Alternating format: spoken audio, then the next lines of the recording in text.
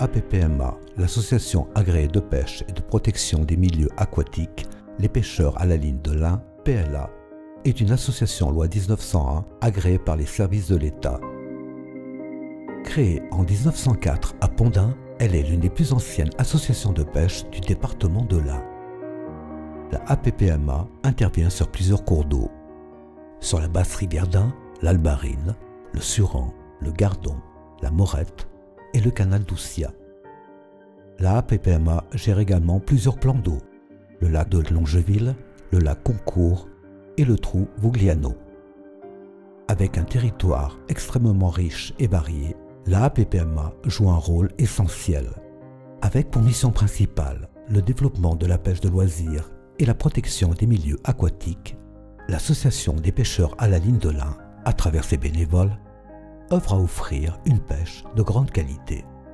Le conseil d'administration de notre association a décidé de faire ce film dans le but de vous faire découvrir nos parcours de pêche et surtout le travail réalisé par nos bénévoles. Nous avons la chance d'avoir une grande variété de milieux, ce qui nous permet de proposer différents types de pêche et de répondre aux attentes des pêcheurs débutants ou confirmés. Notre territoire nous permet d'adopter plusieurs types de gestion. De la protection des populations sauvages en rivière pour une pêche authentique, mais aussi des plans d'eau empoisonnés régulièrement afin d'y trouver une pêche accessible et de répondre aux attentes des pêcheurs débutants ou confirmés. Les associations agréées de pêche et de protection du milieu aquatique ont plusieurs missions définies dans leur statut. Le développement de la pêche de loisirs et la protection des milieux aquatiques sont parmi les principales missions confiées aux APPMA. À travers nos actions, nous essayons de répondre du mieux possible à ces deux missions. Avec près de 40 hectares de lacs et de plans d'eau de deuxième catégorie, les pêcheurs peuvent profiter de sites magnifiques. Leur richesse est due au fait qu'ils sont étroitement liés à la rivière d'Ain à travers les nappes phréatiques ou les crues de la rivière. Cet abondant apport en eau fraîche donne à ces milieux un caractère particulièrement riche, propice à leur développement pour le plus grand plaisir des pêcheurs. Le plus grand d'entre eux est le lac de Longeville. Cette ancienne gravière de 33 hectares doit sa réputation notamment sur des captures de carpes hors du commun. La carpe n'est pas la seule présente dans ce plan d'eau. La plupart des espèces de poissons y sont représentées, avec notamment une belle population de poissons blancs, de carnassiers et de black bass. Sinon en moyenne sur le plan d'eau, il y a entre 4 et 6 mètres je dirais. Et puis on peut en faire plus ou moins partout ici du bass. Il y a des herbiers, il y a des bonnes planques à base de partout. Essayer de longer les herbiers, passer dans les herbiers avec des texans. Par contre faire attention, il y a énormément de brochets aussi, donc on risque la coupe. Mais là du bass, il y en a de partout, il y a toutes les tailles.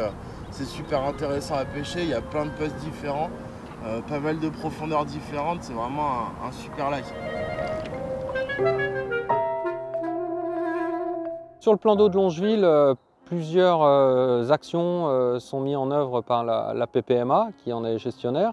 Des réserves ont été mises en place vraiment pour limiter la dégradation des milieux, notamment sur la végétation. Souvent, c'est des milieux qui sont connectés avec le plan d'eau, notamment par de la présence de phragmités, qui sont également des supports de ponte pour carnassiers, cyprinidés. Et ces zones de réserve qui ont été choisies, c'est des zones en pente douce, où la végétation va vraiment plonger dans le milieu et empiéter sur la partie des berges. Et donc avec le marnage, on a des niveaux d'eau qui varient et toutes ces surfaces-là sont fréquentées par le brochet notamment et plus tard dans la saison par les cyprinidés. Donc c'est vraiment des milieux à préserver. Donc ça contribue au développement des espèces. Et puis d'autres actions mises en place aussi par la PPMA, par les bénévoles, c'est de la création de frayas artificielles, donc réparties un petit peu sur les hauts fonds, sur toute la surface du plan d'eau. L'objectif, c'est de créer des supports de ponte, des caches, des habitats, notamment pour la période hivernale et en sortie de l'hiver où on arrive sur les périodes de reproduction des poissons, où les supports de ponte peuvent être réduits, donc du coup on amène par nos aménagements des conditions un peu plus favorables pour leur reproduction. Autre action de gestion réalisée par les bénévoles, c'est lié à la présence du castor. Le castor va s'attaquer durant la période hivernale aux gros arbres, les peupliers, les saules principalement. Ils arrivent à les déstabiliser Et donc on en profite pour finir de les abattre et on optimise l'abattage dans l'eau pour toujours dans l'idée de créer des habitats, ce qui permet aussi de sécuriser le site lié à la fréquentation. Et donc pour éviter de se retrouver avec un manque de végétation en bordure du cours d'eau, les bénévoles plantent également pas mal de boutures de saule, une espèce facile à faire recoloniser, et donc ils contribuent également donc, à la stabilité des berges et puis au bien-être du castor.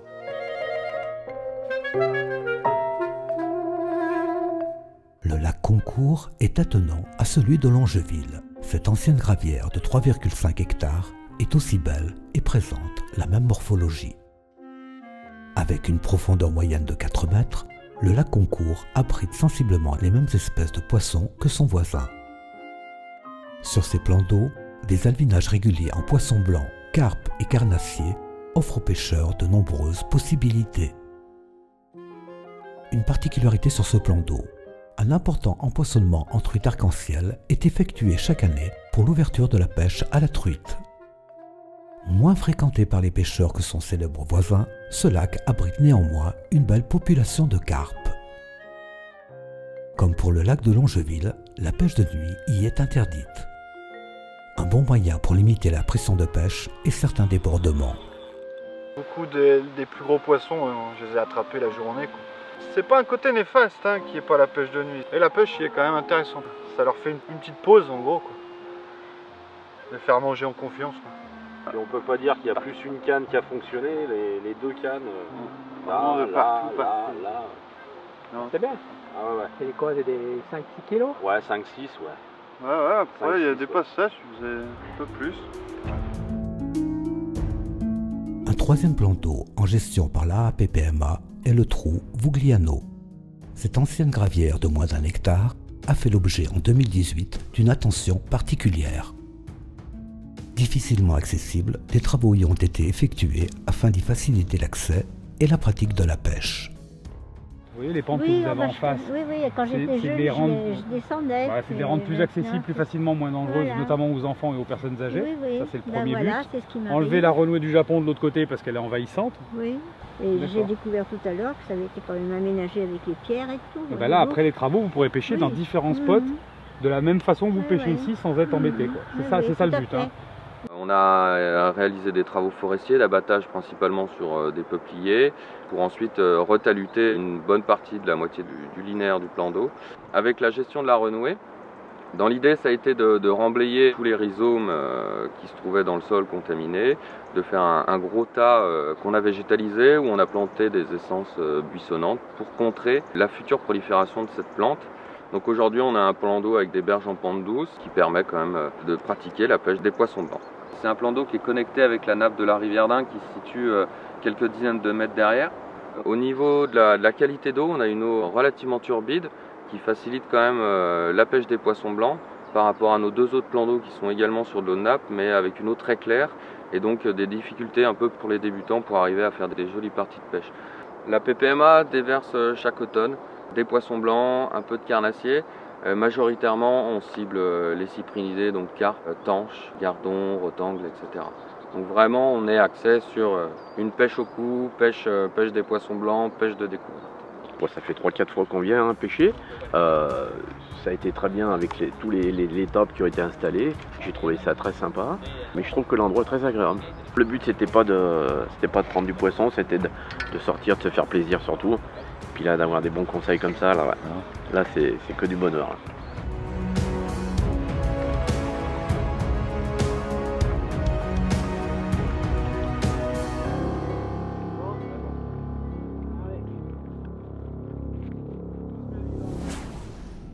Un autre volet essentiel dont l'AAPPMA a la charge est la garderie.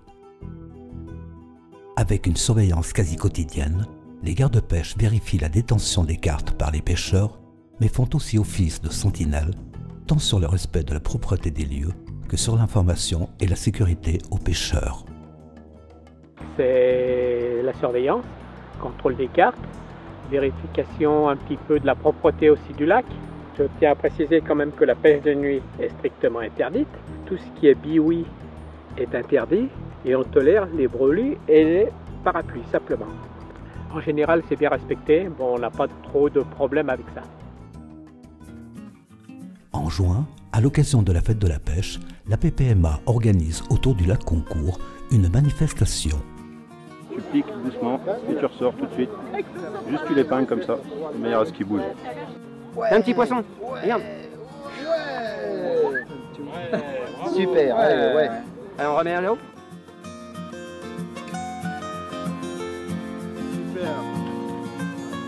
Donc sur un gros fluoro comme ça te permet d'avoir un nœud qui a une petite taille quand même. Ouais. Et en plus, tu as une articulation avec ton leurre. Ouais. C'est des leurres qui sont assez sympas parce que tu prends vraiment de tout avec. Ça peut aussi bien prendre des perches que des brochets, des cendres, des black bass s'il y en a. Enfin, ça peut vraiment prendre tout type de poisson. Cette manifestation n'est pas uniquement destinée aux plus jeunes. Elle est aussi l'occasion pour tous, grâce aux nombreux bénévoles et guides de pêche professionnels présents, d'y faire découvrir les différentes techniques de pêche, le matériel, mais aussi de sensibiliser le grand public sur la fragilité des milieux aquatiques.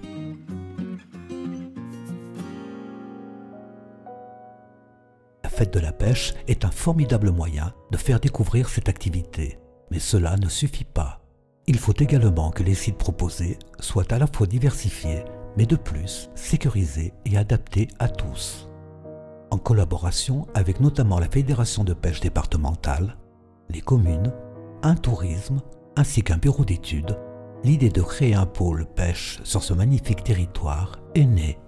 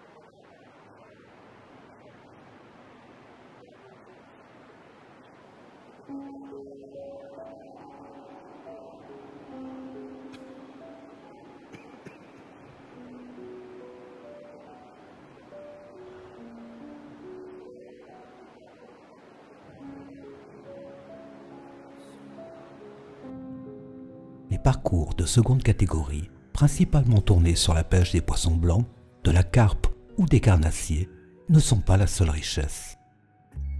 Plusieurs parcours de première catégorie à vocation salmonicole enrichissent encore les nombreuses possibilités de pêche de ce territoire.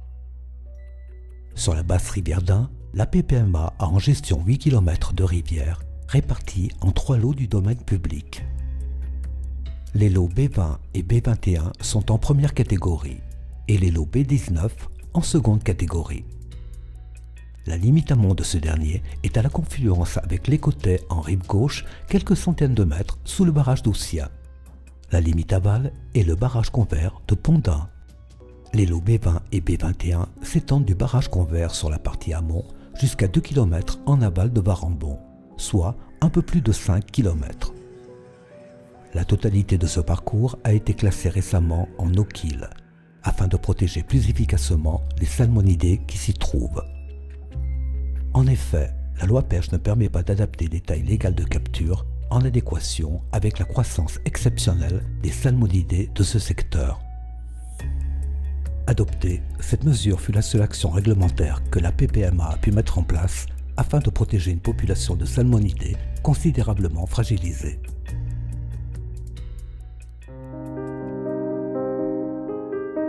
La APPMA gère 2 km du Bas-Suran. Cette rivière extrêmement réputée par le passé est un secteur du domaine privé classé en première catégorie. Le Bas-Suran est une frayère exceptionnelle pour toutes les espèces de poissons de la basse rivière d'Ain. Elle dispose d'une mesure particulière visant à protéger l'ombre commun en y interdisant la pêche en marchant dans l'eau avant son ouverture le 3e week-end de mai. Un autre parcours est le canal d'Oussia. Malgré des assèchements réguliers, Pour des raisons de maintenance, ce parcours d'environ 1 km, classé en seconde catégorie du domaine privé, est une annexe de la basse rivière d'Ain. Il est donc soumis à la même réglementation. 6 km d'une autre rivière emblématique du département sont gérés par les pêcheurs à la ligne de l'Ain, l'Albarine. Ce parcours du domaine privé est classé en première catégorie piscicole. Il a comme particularité de s'assécher partiellement en période d'étiage. Cette partie aval de l'Albarine abrite une population de truites et d'ombres communs. Lors de ces assèchements, plusieurs pêches de sauvegarde y sont régulièrement réalisées. Les nombreux poissons pris au piège sont capturés et relâchés, soit en amont sur l'Albarine, soit en aval sur la rivière d'Ain. Un autre secteur dont la PPMA a la gestion est un petit affluent de l'Albarine, le Gardon. Situé sur la commune d'Ambérieu-en-Bugey et classé en première catégorie, il est en réserve de pêche sur tout son linéaire.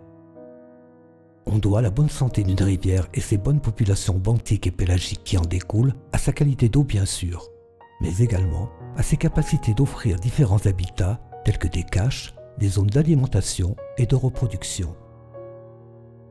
Sur ces 3 derniers critères, la PPMA avec ses différents partenaires ont engagé une procédure afin de mener à bien ces différents travaux. Donc la PPMA, un projet qui consiste à aménager les canaux convers. En fait, il s'agit d'un bras artificiel de la rivière d'Ain qui alimente une microcentrale, ce qui signifie qu'il y a un débit constant toute l'année, donc pas d'éclusée. Le canal se sépare en 2 bras, dont un qui est alimenté à 100% et l'autre qui est assez vite à sec. Le projet consistera donc à répartir les débits entre les 2 bras et à diversifier l'habitat afin d'accueillir les salmonidés et aussi permettre la reproduction de la truite fario. On sait que sur la rivière d'Ain, c'est un gros problème, la reproduction de la truite fario. Et donc toutes les zones qu'on peut gagner à côté en reproduction, c'est toujours ça de prix. Et en plus, il y a un aspect paysager qui permettra de contenter un petit peu l'accueil du public, des promeneurs. Le projet qui tient également à cœur de l'APP, ces atterrissements qui sont présents sur la rivière. En fait, ce qu'il faut bien comprendre, c'est que les sédiments grossiers tels que les galets, graviers, qui sont naturellement mobilisés par les crues, par les cours d'eau, constitue en quelque sorte la nourriture et l'alimentation de la rivière. Elle en a besoin pour se diversifier en les déplaçant régulièrement sur les crues. Le déficit en sédiments grossiers sur la rivière d'Ain est estimé à 15 000 m3 par an. C'est les études qui ont été réalisées par le CER3A. Parce qu'il y a tous les barrages hydroélectriques en amont qui bloquent ces sédiments, qui empêchent leur transfert vers l'aval. Et de ce fait, comme il y a un manque pour le cours d'eau, elle va essayer de les retrouver d'une manière ou d'une autre. Et pour cela, elle va avoir 2 actions. Elle va éroder ses berges pour trouver le stock de galets qui est présent dans la terre. Et elle va également inciser son lit, c'est-à-dire qu'elle va surcreuser son lit sur un plan vertical en profondeur, ce qui crée des grosses fosses qui se propagent vers l'amont et avec une dégradation totale de l'écosystème. Afin de remédier un petit peu à ce problème, il y a des travaux assez simples à mettre en œuvre qui consistent à faire intervenir des engins de type pelle mécanique ou tracteur avec un engin à dents qui est tiré derrière. Ça permet donc d'arracher les systèmes racinaires des arbustes qui ont poussé. Ça permet également de décompacter les sédiments qui sont actuellement pris dans les sables et terres de l'îlot. Ce qui fait que sur les crues suivantes, en fait, tous ces sédiments grossiers sont à nouveau mobilisés vers l'aval par le cours d'eau. Ça recharge le cours d'eau et en plus ça a tendance à boucher ces fameuses incisions en évitant une propagation vers l'amont, donc voilà, qui serait vraiment problématique. Le 3e projet qui tient également à cœur de l'APP, qui est la restauration de la Morette. C'est un petit affluent de la basse rivière d'Ain sur la commune d'Ambronay, donc juste en aval de Pont-d'Ain. Le ruisseau connaît actuellement 2 grosses perturbations. La première, c'est qu'il traverse la gravière de Longeville où la température de l'eau monte de manière importante en été, jusqu'à 28-30 degrés. Ce qui engendre un réchauffement de l'eau de la Morette et aussi un réchauffement de l'eau de la basse rivière d'Ain qui est très sensible à cette augmentation de température. En effet, actuellement, le ruisseau a été déplacé le long d'une digue, donc il a plus l'aspect d'un chenal, d'un canal que d'une rivière en fait. Donc ça consistera à faire reméandrer le ruisseau avec création de fosses, de radiers, de courants, etc. Et reconnexion aux sources qui affleurent en surface. En fait, naturellement, les méandres permettent de ralentir les écoulements. Ça permet également les débordements, donc moins de pression sur les berges et sur le cours d'eau, puis des crues qui arrivent moins vite.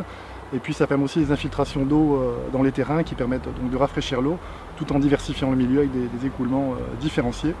Donc des courants vifs, lents, des fosses, des plats, etc. Et c'est tout ce qui fait la richesse d'une rivière.